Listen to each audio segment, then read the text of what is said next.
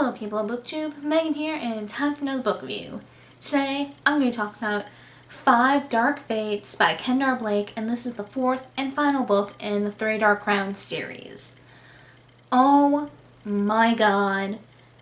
It still amazes me how much I love this series. Like I said in my video about 3 Dark Crowns, the first book in this series, I was going into it iffy.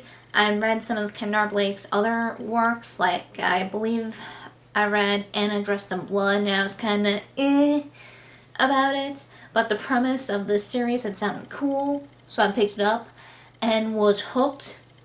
Throughout the other books, I was hooked. I was hooked on this when I started reading it, and I love this book. And this, in my opinion, is probably one of my favorite conclusions to a series. Like, don't get me wrong, I am still very curious as to what happens after the end. Like, after the events of all this, like, what's gonna happen to the island of Fenburn 5, 10, 20 years down the line. But other than that, things were wrapped up really nicely. I felt really satisfied with this ending. And just overall, I'm happy with how this series started. I'm happy with the events throughout it.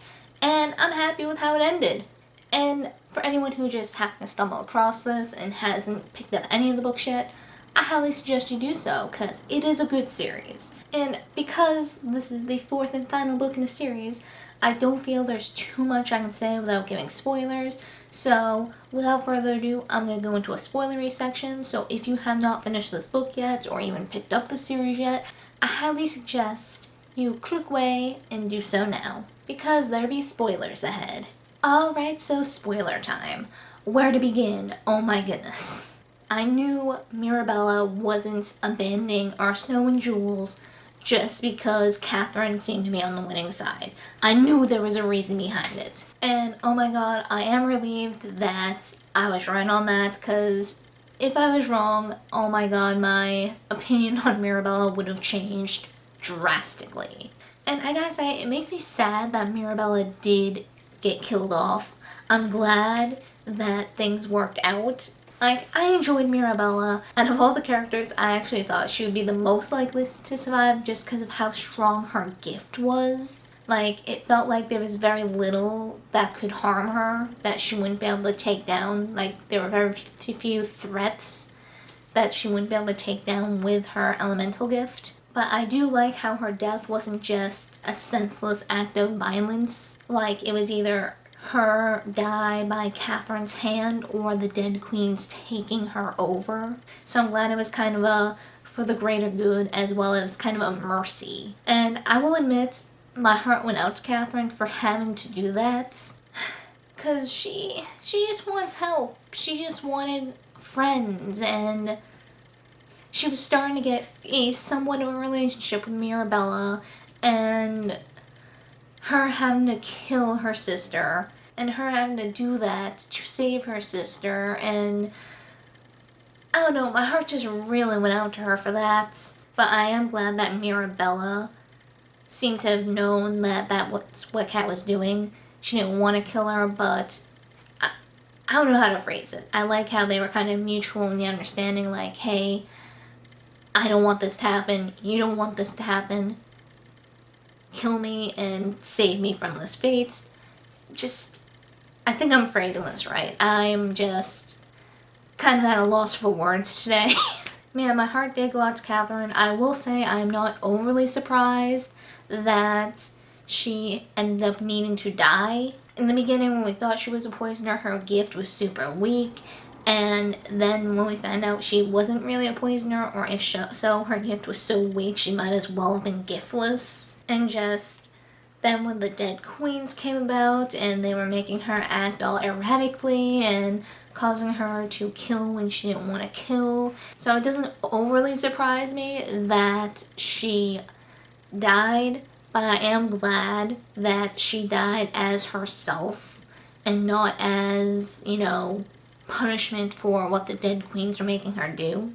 And that she died nobly even, saving our Snow and having a part in taking down these dead queens that made her do these horrible things. I do find it sad that despite Arsinoe and Mirabella's efforts, 2 of the triplet queens still ended up dying in this go. And I do find it kind of ironic that Arsinoe, who was so sure that she would not survive the Ascension year, that she would be killed, and one of her sisters be queen or whatever, I find it funny how she is the one to survive, and just how much she lost. Just the story of these sisters was pretty sad. And my heart also went out to Jules. She lost her mother, she's lost so much. She almost lost herself with her Legion curse, and then during the final battle, very likely could have been killed by Ro and the Dead Queens, or just who was to say she could even come back from the Legion curse after she unbound it. And I was worried that something would happen to Jules. I do feel like she had lost enough throughout the series and was worried that she was going to lose more. I am glad that things worked out, that Jules survived. I really don't know how else to describe my feelings for this book as a whole other than I am satisfied with it. Like, I will admit, like I said in the beginning, I am curious as to what is in store for this island's future. I doubt we'll ever find out, though I will say I would be totally on board for even just a short novella taking place in the future somewhere to describe just what happens with Fenburn, how the government is going to be run. Are they actually going to be able to set up a whole new form of government, or is Arsinoe going to be bearing triplets in the future and the 3 queens tradition going to be continuing? I am just curious and can't help but wonder that. But then again, I'm like that with most series I've read. I'm always curious about what happens in the future once the dust settles and things settle down some. But barring that, I am pretty satisfied with this series. Things were wrapped up nicely. There were a few turns that I wasn't expecting, which was nice. And just overall, the best way I can describe my feelings for this series ending is satisfied. I feel bad that this review is just kind of so short and meh to the point, but I really can't think of anything that I desperately need to discuss or want to gush about or talk about, and I don't know whether that's a good thing or a bad thing. I mean, I do naturally wish I had more to talk about, but I just feel so content with this book. I don't know, I can't put it into words, so just to keep myself from rambling, I'm going to end things here. For anyone who has finished this series, finished this book, what'd you think? Were you happy with the ending? Were you displeased with the ending? Do you wish we had more? What are your thoughts and opinions on it? What do you wish was different? Let me know, let's get a discussion going. So yeah, that is it for this super short review, and I hope to see you guys next time.